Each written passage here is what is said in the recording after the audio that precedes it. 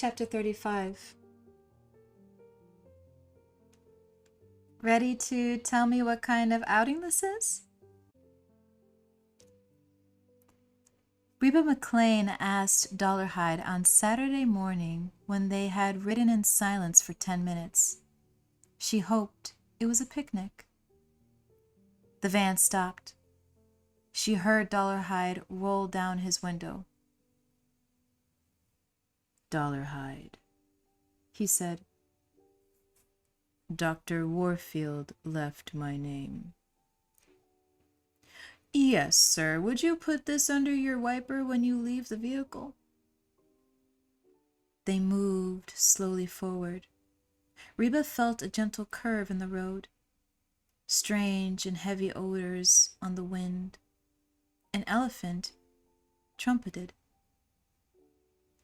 The zoo, she said. Terrific. She would have preferred a picnic. What the hell? This was okay. Who's Dr. Warfield? The zoo director. Is he a friend of yours? No. We did the zoo a favor with the film. They're paying back. How? You get to touch the tiger. Don't surprise me too much. Did you ever look at a tiger? She was glad he could ask the question. No, I remember a puma when I was a little girl. That's all they had at the zoo in Red Deer. I think we better talk about this. They're working on the tiger's tooth. They have to put him to sleep. If you want, you can touch him. Will there be a crowd, people waiting? No. No audience. Warfield, me, and a couple of people. Davey's coming in after we leave. Want to do it? An odd urgency in the question. Hell fuzzy, yes I do. Thank you. That's a nice surprise.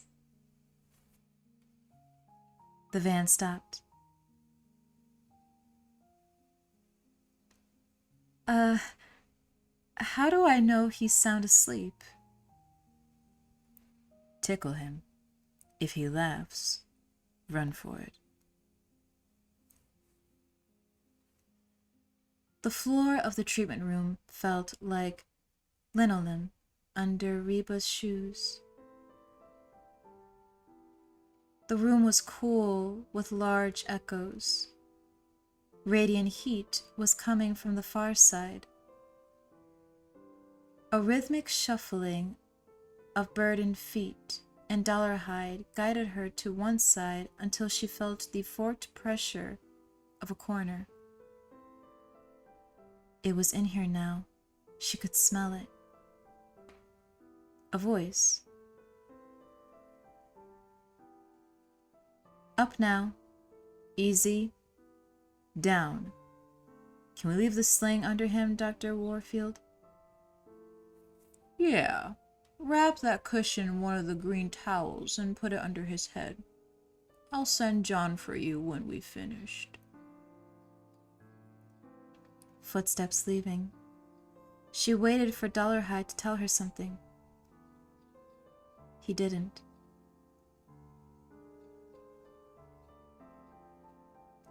It's in here, she said. 10 men carried it on a sling. It's big. 10 feet. Dr. Warfield's listening to his heart. Now he's looking under one eyelid. Here he comes. A body dapped the noise in front of her. Dr. Warfield, Reba McLean, Dollarhide said. She held out her hand. A large, soft hand took it. Thanks for letting me come, she said. It's a treat. Glad you could come. Enlivens my day. We appreciate the film, by the way. Dr. Warfield's voice was middle-aged, deep, cultured, black. Virginia, she guessed. We're waiting to be sure his respiration and heartbeat are strong and steady before Dr. Hassler starts. Hassler's over there adjusting his head mirror. Just between us, he only wears it to hold down his toupee. Come meet him, Mr. Dollarhide. You go ahead. She put out her hand to Dollarhide. The pat was slow in coming, light when it came. His palm felt sweat under her knuckles. Dr. Warfield placed her hand on his arm, and they walked forward slowly. He's sound asleep. Do you have a general impression? I'll describe as much as you'd like. He stopped, uncertain how to put it. I remember pictures and books when I was a child, and I saw a puma once in the zoo near home. This tiger is like a super puma, he said. Deeper chest, more massive head, and a heavier frame and muscle structure. He's a 4-year-old male Bengal. He's about 10 feet long, from his nose to the tip of his tail, and he weighs 815 pounds. He's lying on his right side under bright lights. I can feel the lights. He's striking. Orange and black stripes. The orange is so bright, it seems almost to bleed into the air around him. Suddenly, Dr. Warfield feared that it was cruel to talk of colors. A glance at her face reassured him. He's 6 feet away. Can you smell him? Yes. Mr. Dollarhide may have told you. Some dimwit poked at him through the barrier with one of our gardener's spades. He snapped off the long fang on the upper left side of the blade. Okay, Mr. Hassler? He's fine. We'll give it another minute or two. Warfield introduced the dentist to Reba. My dear, you're the first pleasant surprise I've heard since I've heard anything from Frank Warfield. Hassler said, Might like to examine this. It's a gold tooth. Fang, actually. He put it in her hand. Heavy, isn't it? I cleaned up the broken tooth and took an impression several days ago, and today I'll cap it with this one. I could have done it in the white, of course, but I thought this would be more fun. Dr. Warfield will tell you I never pass up an opportunity to show off. He's too inconsiderate to let me put an advertisement on the cage. She felt the taper, curve, and point with her sensitive, battered fingers. What a nice piece of work. She heard deep, slow breathing nearby. It'll give the kids a start when he yawns, Hassler said, and I don't think it'll tempt any thieves. Now for the fun.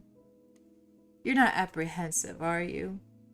Your muscular gentleman over there is watching us like a ferret. He's not making you do this?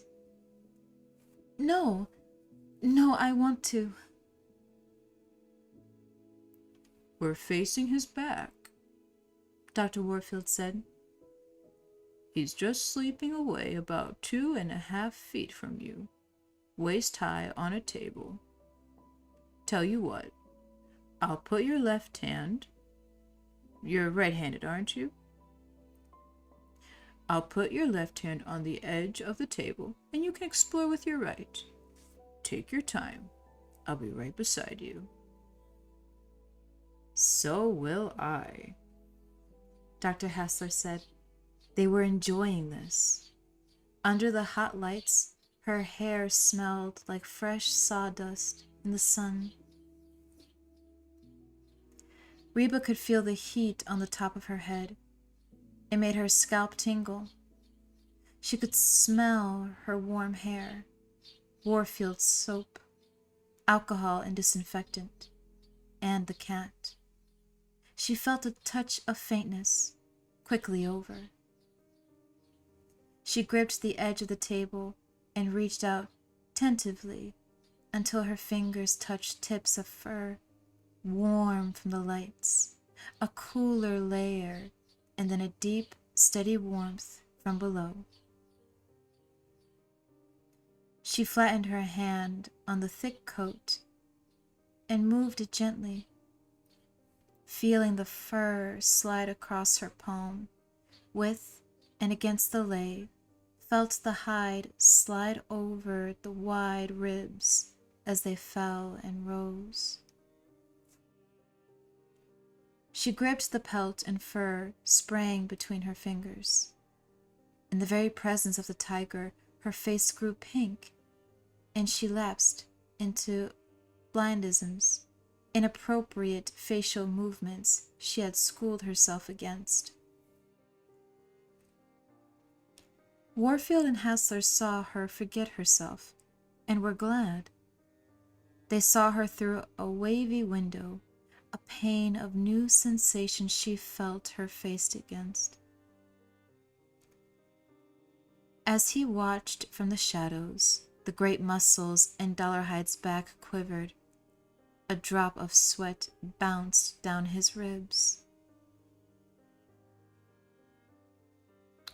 The other side's all business, Dr. Warfield said close to her ear. He led her around the table, her hand trailing down the tail.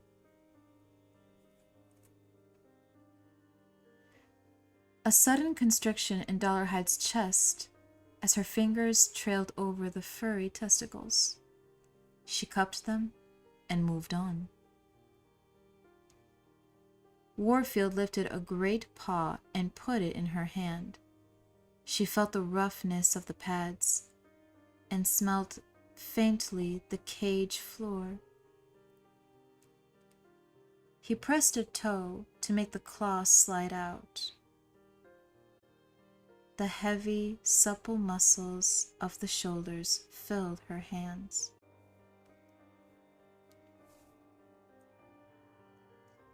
She felt the tiger's ears the width of its head, and carefully, the veterinarian guiding her, touching the roughness of its tongue. Hot breath stirred the hair on her forearms. Last, Dr. Warfield put the stethoscope in her ears, her hands on the rhythmic chest, her face upturned. She was filled with the tiger's heart's bright thunder. Reba McClain was quiet, flushed, elated as they drove away. She turned to Dollarhide once and said slowly, "Thank you very much. If you don't mind, I would dearly love a martini."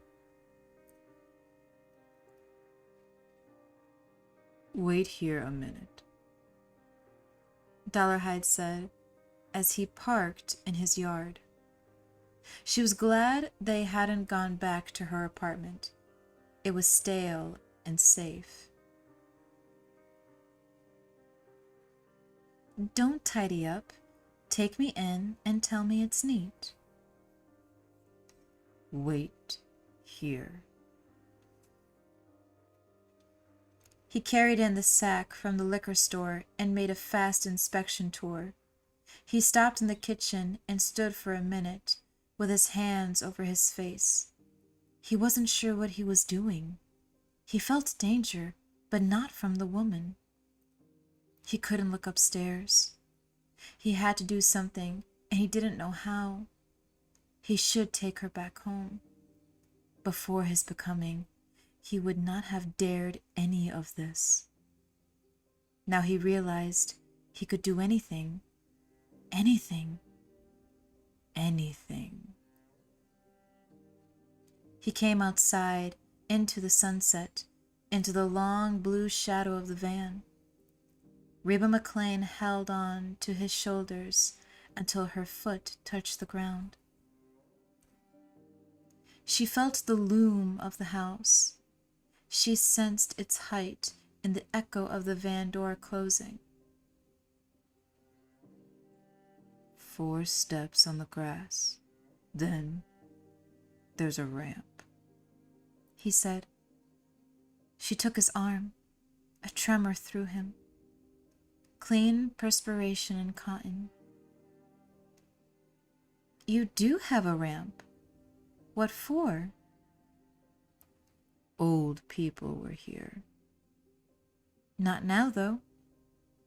No. It feels cool and tall, she said in the parlor. Museum air. And what was that incense?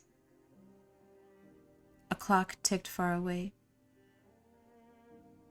It's a big house, isn't it? How many rooms? 14. It's old. The things in here are old. She brushed against a fringed lampshade and touched it with her fingers. Shy Mr. Dollarhide.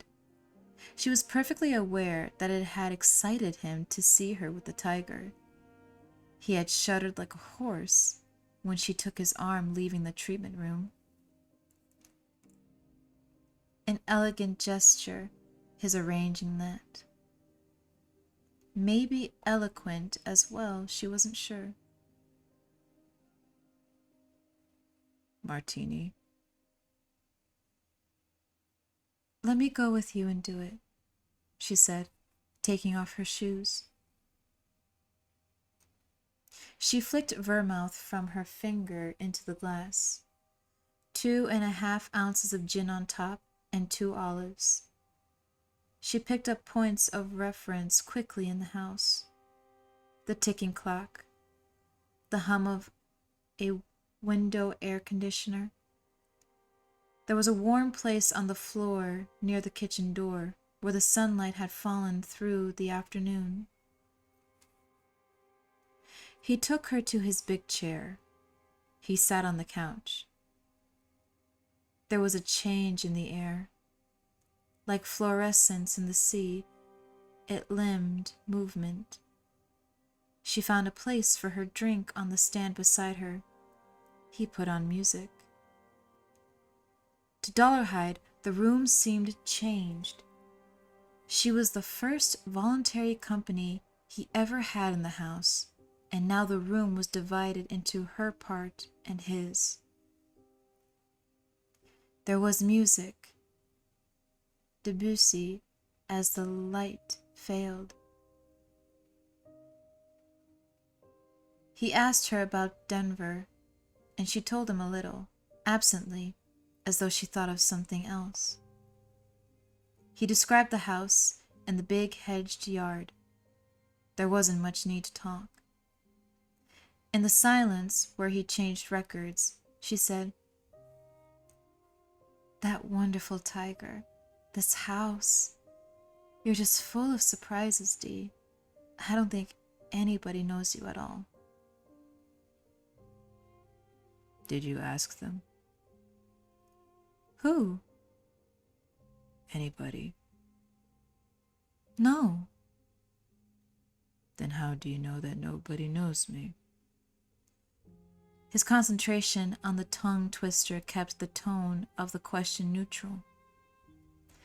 Oh, some of the women from Gateway saw us getting into your van the other day. Boy, were they curious. All of a sudden, I have company at the Coke machine. What do they want to know? They just wanted some juicy gossip. When they found out there isn't any, they went away. They were just fishing. And what did they say? She had meant to make the woman's avid curiosity into humor directed at herself. It was not working out that way. They wonder about everything, she said. They find you very mysterious and interesting. Come on, it's a compliment. Did they tell you how I look? The question was spoken lightly, very well done, but Reba knew that nobody is ever kidding.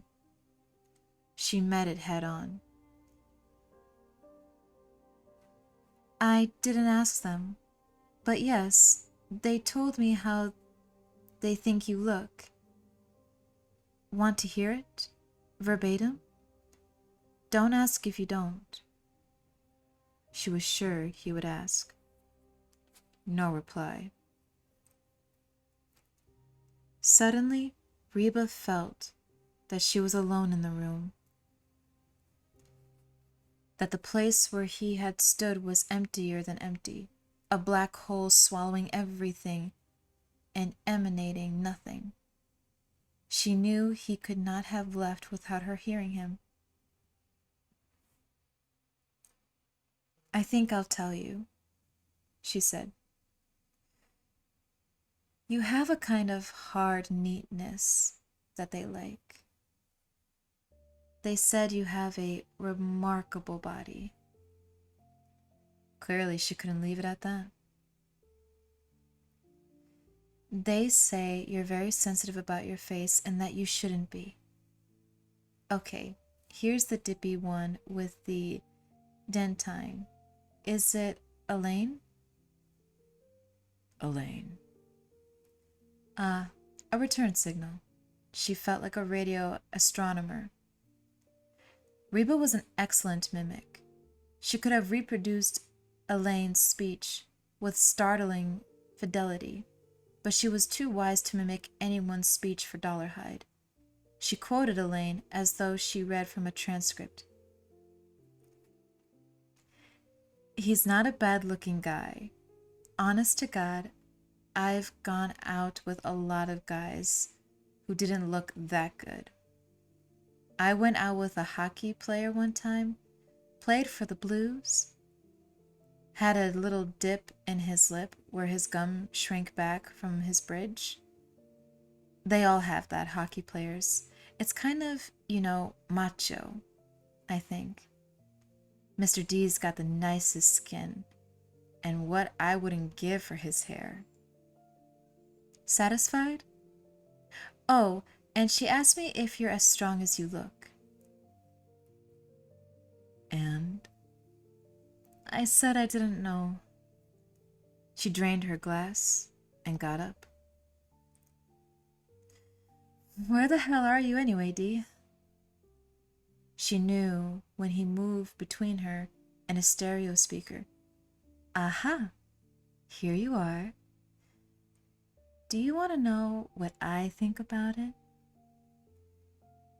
She found his mouth with her fingers and kissed it, lightly pressing his lips against his clenched teeth. She registered instantly that it was shyness and not distaste that held him rigid. He was astonished. Now, would you show me where the bathroom is? She took his arm and went with him down the hall. I can find my own way back.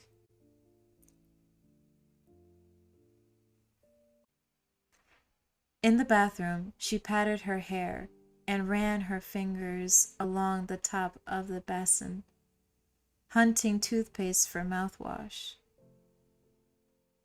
She tried to find the door of the medicine cabinet and found there was no door, only hinges and exposed shelves. She touched the objects on them carefully, leery of a razor, until she found a bottle. She took off the cap, smelled to verify mouthwash, and swished some around. When she returned to the parlor, she found a familiar sound. The whir of a projector rewinding. I have to do a little homework, 𝘠𝘓𝘰𝘠 said, handing her a fresh martini. Sure, she said. She didn't know how to take it. If I'm keeping you from working, I'll go. Will the cab come up here? No. I want you to be here. I do. It's just some film I need to check. It won't take long. He started to take her to the big chair. She knew where the couch was. She went to it instead. Does it have a soundtrack? No. May I keep the music? She felt his attention. He wanted her to stay. He was just frightened. He shouldn't be. All right. She sat down. The martini was wonderfully cold and crisp. He sat on the other end of the couch, his weight clinking the ice in her glass. The projector was still rewinding. I think I'll stretch out for a few minutes if you don't mind, she said. No, don't move. I have plenty of room. Wake me up if I drop off, okay? She lay on the couch, holding the glass on her stomach. The tips of her hair just touched his hand beside his thigh. He flicked the remote switch, and the film began. 𝘠𝘓𝘰𝘠 had wanted to watch his Leeds film or his Jacoby film with this woman in the room. He wanted to look back and forth from the scene to Reba. He knew she would never survive that. The women saw her getting into his van. Don't even think about it. The women saw her getting into his van. He would watch his film of the Shermans, the people he would visit next. He would see the promise of relief to come and do it in Reba's presence, looking at her all he liked. On the screen, the new house spelled in pennies on a shirt cardboard. A long shot of Mrs. Sherman and the children. Fun in the pool. Mrs. Sherman holds to the ladder and looks up at the camera, bosom swelling, shining wet above her suit, pale legs scissoring. 𝘠𝘓𝘰𝘠 was proud of his self-control. He would think of this film, not the other one. But in his mind, he began to speak to Mrs. Sherman as he had spoken to Valerie Leeds in Atlanta. You see me now, yes? That's how you feel to see me, yes? Fun with old clothes. Mrs. Sherman has the wide hat on. She is before the mirror. She turns with an arched smile and strikes a pose for the camera, her hand at the back of her neck. There is a cameo at her throat. Reba McClane stirs on the couch. She sets her glass on the floor. 𝘠𝘓𝘰𝘠 feels a weight and warmth. She has rested her head on his thigh. The nape of her neck is pale, and the movie light plays on it. He sits very still, moves only his thumb to stop the film, back it up. On the screen, Mrs. Sherman poses before the mirror in the hat. She turns to the camera and smiles. You see me now, yes? That's how you feel to see me, yes? Do you feel me now? Yes. 𝘕𝘁𝘰𝘮 is trembling. His trousers are mashing him so hard. He feels heat. He feels warm breath through the cloth. Reba has made a discovery. Convulsively, his thumb works the switch. You see me now, yes? That's how you feel to see me, yes? Do you feel this? Yes.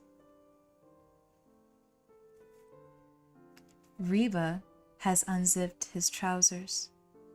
A stab of fear in him. He has never been erect before in the presence of a living woman. He is the dragon. He doesn't have to be afraid. Busy fingers spring him free.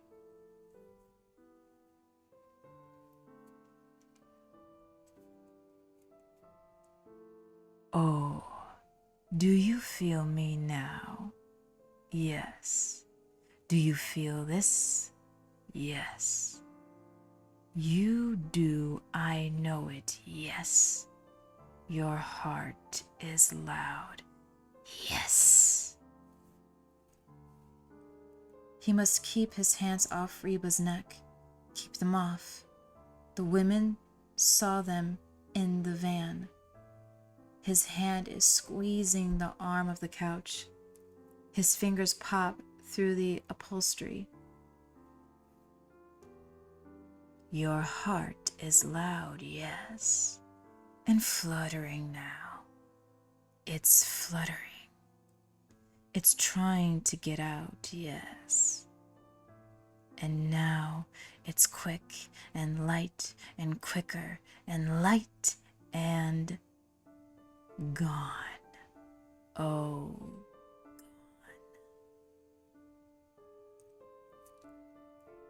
Reba rests her head on his thigh and turns her gleaming cheek to him. She runs her hand inside his shirt and rests its warm on his chest. I hope I didn't shock you, she said.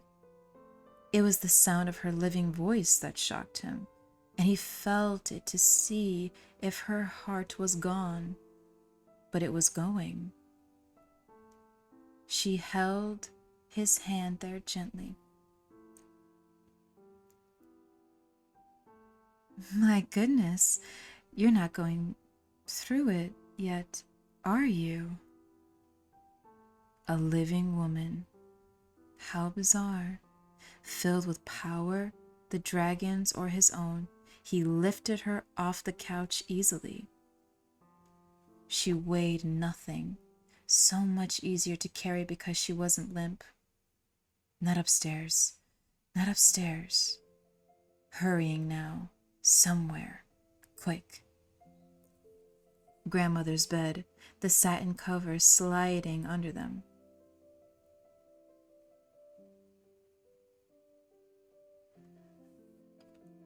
Oh, wait, I'll get them off. Oh, now it's torn. I don't care. Come on. My God, man, that's so sweet. Don't. Please don't hold me down. Let me come up to you and take it. With Reba, his only living woman, held with her in this one bubble skin of time, he felt for the first time that it was all right.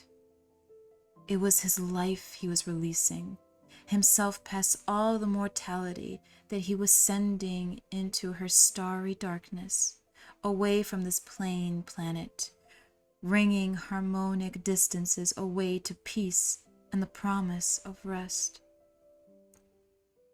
Beside her in the dark, he put his hand on her and pressed her together gently to seal the way back.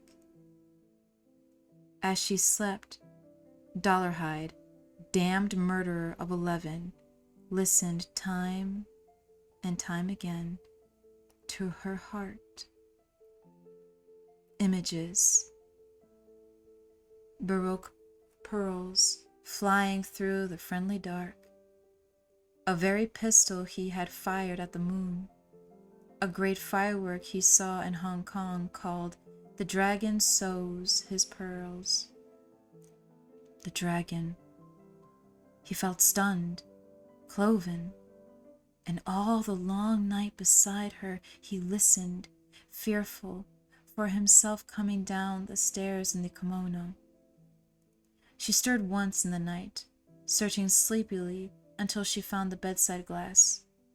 Grandmother's teeth rattled in it. 𝘠𝘓𝘰𝘠 brought her water. She held him in the dark. When she slept again, he took her hand off his great tattoo and put it on his face. He slept hard at dawn.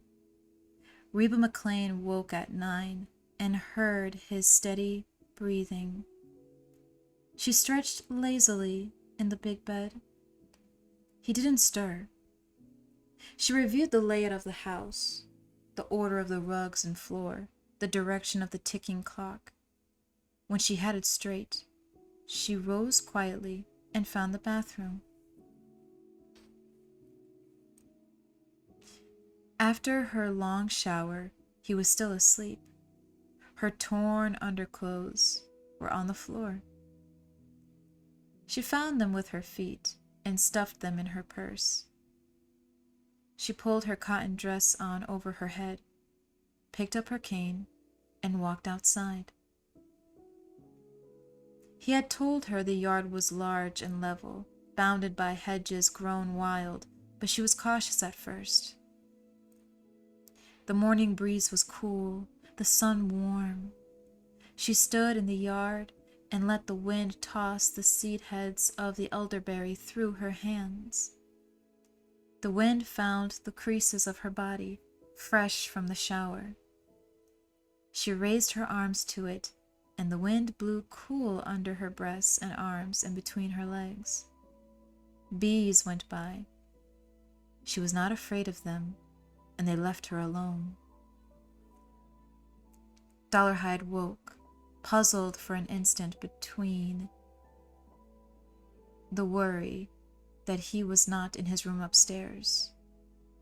His yellow eyes grew wide as he remembered, an owlish turn of his head to the other pillow. Empty. Was she wandering around the house? What might she find? Or had something happened in the night? Something to clean up. He would suspect. He might have to run.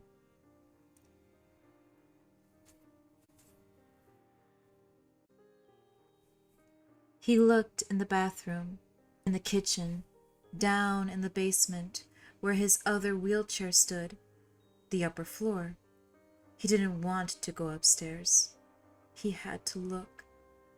His tattoo flexed as he climbed the stairs. The dragon glowed at him from the picture in his bedroom. He could not stay in the room with the dragon. From an upstairs window, he spotted her in the yard. Francis. He knew the voice came from his room. He knew it was the voice of the dragon. This new toneness with the dragon distorted him. He first felt it when he put his hand on Reba's heart. The dragon had never spoken to him before. It was frightening. Francis, come here.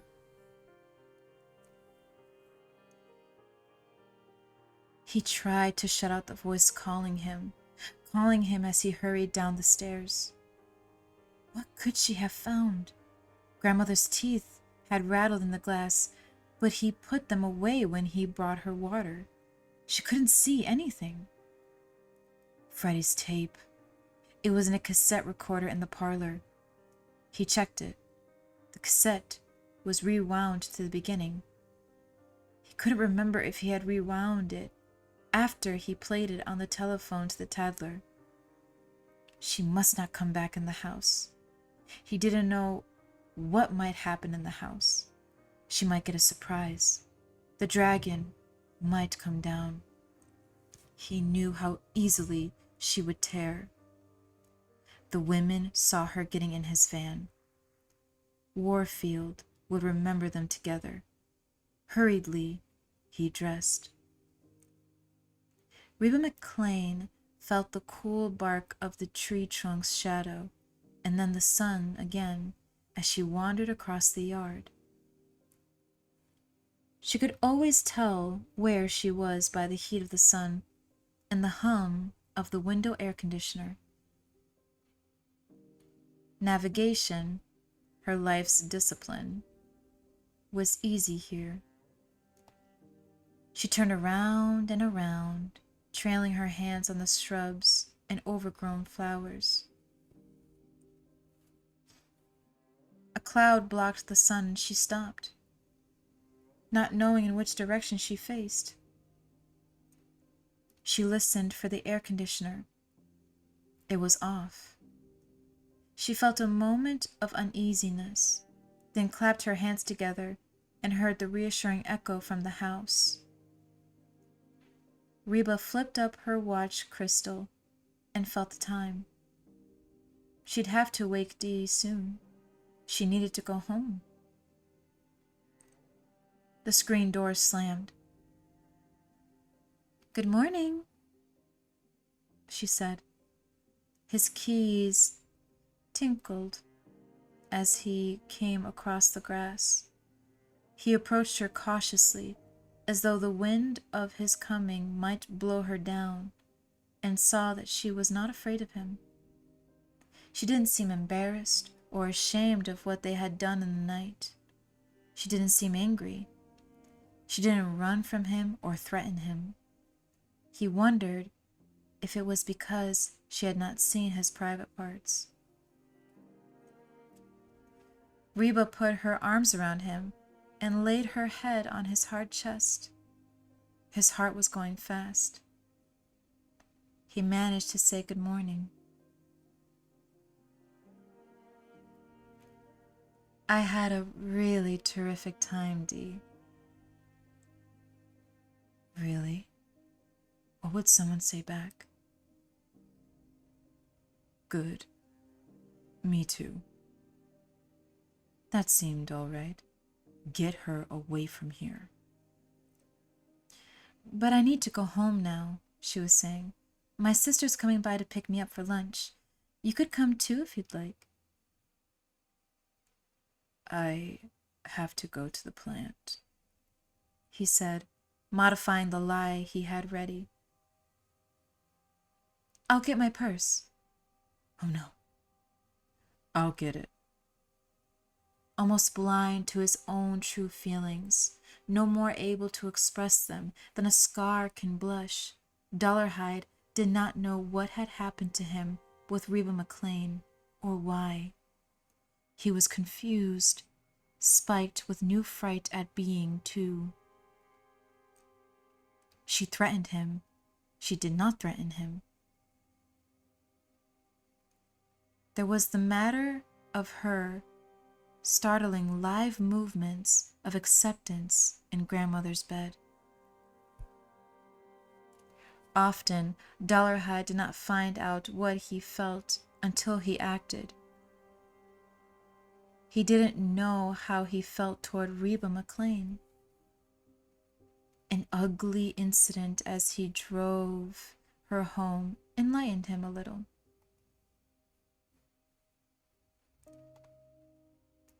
Just past the Lindbergh Boulevard exit off Interstate 70, 𝘰𝘻𝘗 pulled into a Servco Supreme station to fill his van. The attendant was heavy-set, sullen man with Moscato on his breath. He made a face when 𝘰𝘻𝘗 asked him to check the oil. The van was a quart low. The attendant jammed the oil spout into the can and stuck the spout into the engine. 𝘰𝘻𝘗 climbed out to pay. The attendant seemed enthusiastic about wiping the windshield. The passenger's side of the windshield. He wiped and wiped. Reba McClane sat in the high bucket seat, her legs crossed, her skirt riding up over her knee. Her white cane lay beside the seats. The attendant started over on the windshield. He was looking up her dress. 𝘰𝘻𝘗 glanced up from his wallet and caught him. He reached in through the window of the van and turned on the wipers on high speed, batting the attendant's fingers. Hey, watch it. The attendant got busy removing the oil can from the engine compartment. He knew he was caught, and he wore a sly grin until 𝘰𝘻𝘗 came around the van to him. "You son of a bitch." Fast over the ass. What the hell's the matter with you? The attendant was about 𝘰𝘻𝘗's height and weight, but he had nowhere near the muscle. He was young to have dentures, and he didn't take care of them. Their greenness disgusted 𝘰𝘻𝘗. "What happened to your teeth?" he asked softly.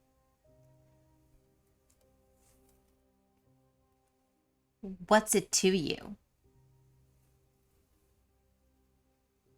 "Did you pull them for your boyfriend, you rotten prick?" 𝘰𝘻𝘗 stood too close. Get the hell away from me. Quietly. "Pig, idiot, trash, fool." With a one-hand shove, 𝘰𝘻𝘗 sent him flying back to slam against the van. The oil can and spout clattered on the asphalt. 𝘰𝘻𝘗 picked it up. "Don't run. I can catch you." He pulled the spout from the can and looked at its sharp end. The attendant was pale. There was something in 𝘰𝘻𝘗's face that he had never seen before, anywhere. For a red instant, 𝘰𝘻𝘗 saw the spout jammed in the man's chest, draining his heart. He saw Reba's face through the windshield. She was shaking her head, saying something. She was trying to find the handle to roll the window down. "Ever had anything broken? Ass eyes?" The attendant shook his head fast. I didn't mean no offense now. Honest to God. 𝘰𝘻𝘗 held the curved metal spout in front of the man's face. He held it in both hands, and his chest muscles bunched as it bent it double. He pulled out the man's waistband and dropped the spout down the front of his pants. "Keep your pig eyes to yourself." He stuffed money for the gas in the man's shirt pocket. "You can run now," he said, "but I could catch you any time."